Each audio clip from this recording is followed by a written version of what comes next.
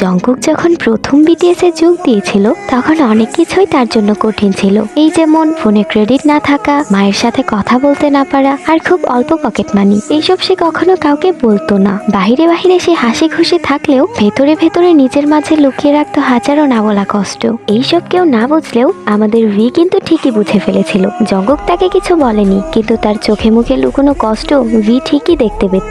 আর একসময় ভি সিদ্ধান্ত নিল তার পকেট মানি দিয়ে প্রতি সপ্তাহে সে জংকুকের ফোন রিচার্জ করে দেবে। যেই ভাবা সেই কাজ। অনেকদিন পর জংকুক জানতে পারলো প্রতি সপ্তাহে ভি তার ফোন রিচার্জ করে দিত। সে অবাক হয়ে কিছুক্ষণ দাঁড়িয়ে রইল এবং তার চোখে পানি চলে এলো। সে ভিকে শক্ত করে জড়িয়ে ধরে বলল, হিউং, আমি ভাবতাম আমি একা।